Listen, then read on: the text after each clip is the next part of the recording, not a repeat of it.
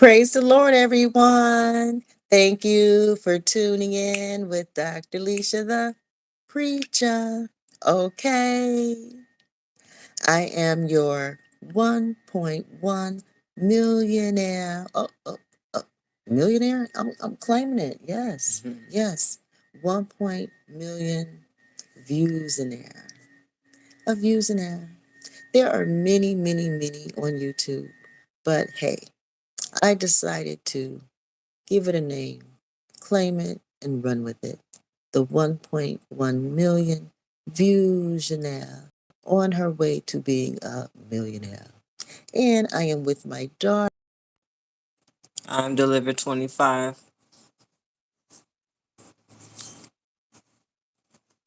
What's the topic for today? The topic for today is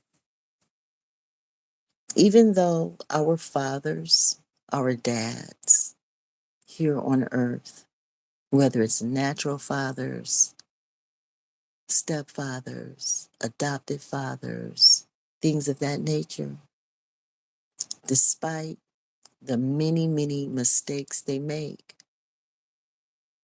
they also have good things that are worth mentioning. On this channel, I speak a lot about my divorce, mainly the second one. And you hear me speak a lot about the bad things that happen.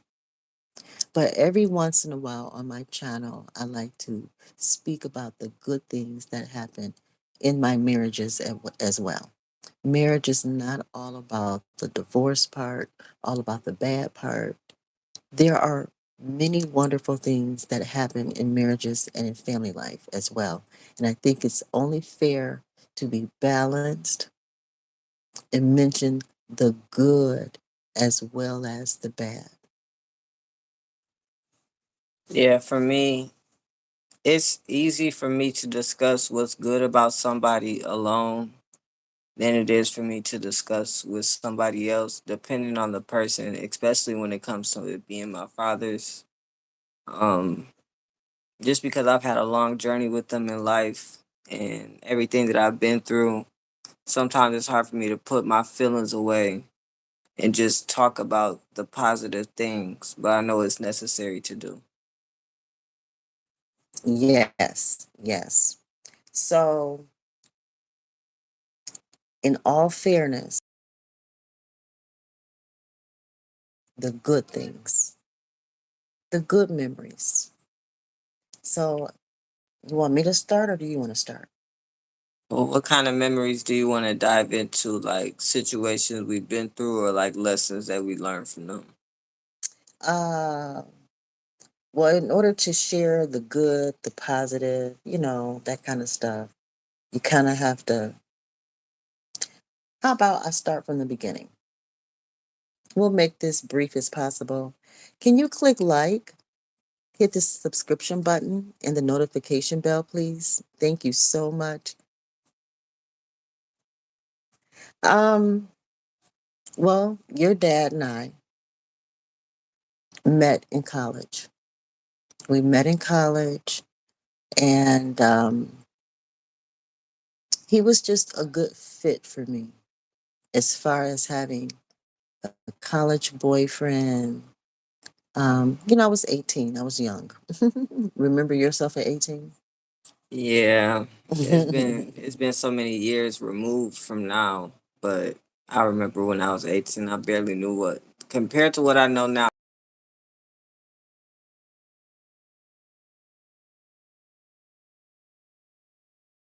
And when I first stepped foot at college, I knew because I was an active teenager. You know what I mean? In high school, I had boyfriends and, I had intimacy with them. So at college, just as in high school, I didn't mind having a boyfriend. On average, one boyfriend a year. That was my average. However, in college, I did not want to be ran through. Just like in high school, I didn't want to quote unquote be ran through. So, right at the gate, in college, I, was in search of a boyfriend. And so after two attempts of just simply meeting with guys, nothing romantic, nothing, serious at all. It doesn't take me long to rule people out. So your dad was the third person and he was the yes person. So our second year, we married. We married my second year anyway. He's 2 years older. So my second year, we married.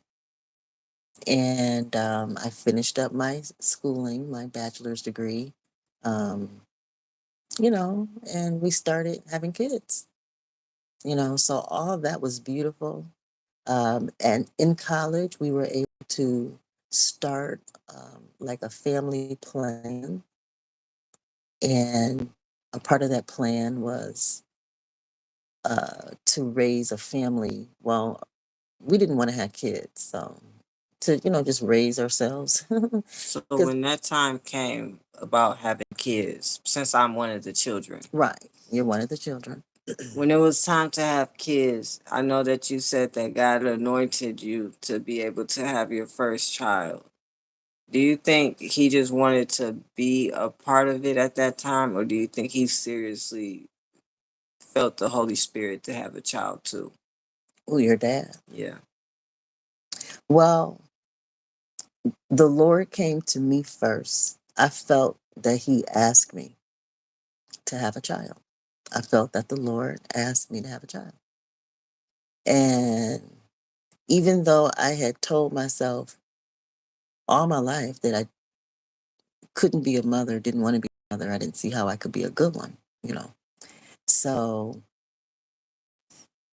I, was excited that God chose me to do anything, asked me to do anything. You know what I'm saying? So, but I knew I was married and I had made it clear I didn't want any kids when I got married. So before I could say all the way yes to God, I'm not alone. I'm legally married to somebody. So I went to your dad and we fasted and we prayed about it. And we didn't move on it until we felt like the answer was yes. And we happened to be at a revival, a church revival. We were like churchaholics back then. Mm-hmm. And To so be addicted to going to church is crazy. we were churchaholics. Every time the doors were open, we were there. Yeah. Why were you guys like that? Because he was a football player and he's about to transition from being a football player to the real world. And he's used to a very disciplined schedule, being told what to do. He was military, and church is a nice, safe place to, not have to really think, and everything is well scripted. You know what I mean? You just slide right in. That's what I think, just to answer your question off the rip. But, so we had a plan and we mixed what we learned at school in our classes. We mixed it with what we were learning at church and came up with a life plan. And I believe, even though our marriage didn't last, it only lasted 5.5 years, um, that even though it didn't last long, I believe even though divorced and living separate lives completely over all these years, the plan still rolled out. The plan still rolled out. Whether we were together or separated all these years, at least 30 years now, um, the plan still lives. Do you think that's because your children still lives, or because the plan that you guys create? Like, what would you say it The is? plan didn't originally include children. It included a business, which we did off the gate. Um, it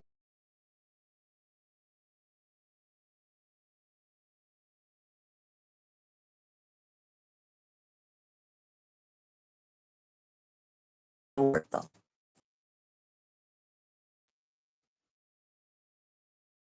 A touch of 10, which we do. The family business, he runs it, and all that. But we were also going to have like a training center. I was going to my own school per se, but like a training center, like for, people in the workplace, they can have somewhere to go and get their, refresher training, new hire training, things like that. So that was the dream. Okay. Yeah. Well, it sounds like you guys already completed that part of your life, so God gave you more things to do. Yeah. Well, I haven't in my mind completed mine yet. I put the husbands first. That marriage didn't last, but it did lead to me into a second marriage. Hmm. And the second marriage was a guy from high school and someone that I had known, a long time and felt comfortable with. Although I had concerns, I did have concerns, but I was able to work through those concerns and accepted the marriage proposal. Did you have any attraction to my stepdad in high school? Yes, as a friend. As a friend, and I admired um, how determined he was to be intelligent. And he seemed very disciplined, like he didn't hang out with nobody, you know, and stuff like that. A part of me wished I could have been that way, more focused. Then all my dreams would have came true had I been more focused. But I lived the kind of life that was so public, dancing on TV, dancing for a famous poet. I had been a dancer, gymnast, all this stuff, and competing statewide championships and things like that. I had just been so exposed in life in so many ways. There was no way I could be like him What did he teach you in you guys' relationship? during the marriage. Yeah. Um, Initially, he appeared to be loyal to a fault. It was like his default position in life to be loyal. But and that's cool and everything. But then there were situations, well, we got to keep this positive. We That's got to why I keep this said. positive. That's why I said. What did you learn, or So, what did he teach you in the yeah, well, marriage? teaching means that there was some type of challenge, some type of negativity. What did? You know what I Well, mean? what's the positive trait that you learned being in a marriage with him? Well, I did what, again, the intelligence, the focus, you know what I mean? The intelligence, the focus. Your dad had it, but in a different way. Your dad was very public like me. He was a football star, he military, he was a well exposed person. So he was a good match for me in the fact that there would be no reason to be jealous and controlling and other than, what he learned in the military. Something about military people, you're gonna be a little more protective, a little more aware than the average person, which can come off as being controlling. It can come off, you know what I mean? Hmm. But it's not. It really isn't, you know. So again, loyalty. I like loyalty, but I don't like loyalty to a default. I'll just slap it in there. The loyalty got to make sense. Kind of like when you're a child and you do something wrong, and your parent is like, why did you do that? And what should the consequence be? Well, your consequence got to match what you did. Yeah. The crime and the punishment need to go together. If it don't, then you're just doing something. Yeah. The loyalty got to match the person. Right. The loyalty has to match the person's ability to reciprocate to you. So you can't just go around wasting loyalty. You see what I mean? On people who don't deserve it, didn't earn it, because the people that actually deserve it and earn it will feel cheated. I'm gonna write that down. Isn't that deep? Don't be loyal to a default. There's a difference between serving the general population and being committed to your family. There is a difference.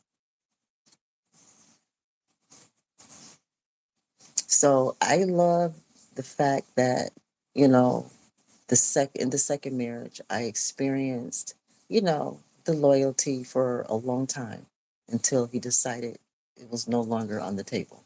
The love that you give can be unconditional, but don't let the loyalty you give be unconditional. That's right. The love can be unconditional, but the loyalty, you got to have some boundaries. Because even God has boundaries with us. He won't allow us to abuse Him. That's right. Most High don't allow us to abuse him. We're not allowed to be abused either. And that's including abusing His name, abusing His word, abusing the way that He speaks to us, and telling people different, not telling the truth, twisting His words. It comes with a lot. Abusing God comes in many different ways, shapes, and forms. Oh, yes. Especially when it comes to humans, because we make declarations to Him all the time, not realizing that we're talking to God, letting Him know through other people what we want and what we need in life. Yes, yes. And so again, men, fathers, husbands are extremely important in the lives of women and children. Extremely important. However, however, we have to stay balanced when we're sharing what we're going through with our husbands and fathers, stepfathers, adoptive parents, and all these people. We have to be fair and speak about the good things too. We have to appreciate the provision, appreciate the time spent, appreciate, anything they've done. It has to be appreciated. Yes, there's a lot to be concerned about in our families. There are a lot of things to be concerned about. And it's okay to speak on it, but it's also important to stay balanced and speak on the good things too. I loved being married for 32 years. I was proud to. I expected it to last a lifetime. I expected to be married for the rest of my life without ever being a mom. Look how the Lord turned those tables on me. I ended up being a mom for the rest of my life and not even being a wife. All the things that you asked for, you received, but then God took it from you and gave you children. Yes. So it's not that I didn't experience it at all. It's just that Most High added to my plate. There you go. He added to my plate. My last question before we end this is, do you regret anything that you've been through? And that's just the honest question, whether it's positive or negative. Do you regret being married to my real dad and my stepdad? No, I don't regret, although I do hate a lot of stuff. No regrets. I can't afford to regret because the moment I regret, then a lot of things are undone. And I put too much work on my side. I put too much building on my side. I had a lot of faith on my side. And I can't afford to undo anything that I've done. I can't afford to undo not one stitch. So I can't regret anything that they've done either. That's why I must keep my scales balanced and speak about the good too. Sounds good. Yeah, my side of the bed is well made, tight, the pillow, you know, it is. So no regrets. But I'm just thankful that you are delivered, baby. I'm thankful you endured. You were a good soldier, a good soldier. Even though you suffered through, lesbianism, you suffered through drug addiction, you suffered through lying, you suffered through a lot of stuff, but you did not give up and you were obedient. And that's how we're able to be together today and speak on whatever we need to speak about. And I'm thankful to the Lord for every moment of your life. I don't regret the bad. I don't regret the good. Because if I regret the bad, then I have to forfeit throwing the cards for the good too. All the whole deck is back on the table. Yeah, I don't regret anything because it made me who I am today. And I appreciate the mother that I have because I wouldn't even be delivered if I didn't have the mother that I have. Who knows if I would have had a praying mom? Who knows where I would have ended up? That's why it's not good to wish for different circumstances in your life because you don't know how God can rearrange your table and make you actually go through what you wish for. Ooh, yes, yes. Thank you, Lord. All right, you all be blessed. And thank you for listening to our story. But we will continue the juicy part, the stuff y'all like. We know y'all like that part. We know. And it's going to keep coming, okay? But every once in a while, we will stop and say good things about the same people. The same people.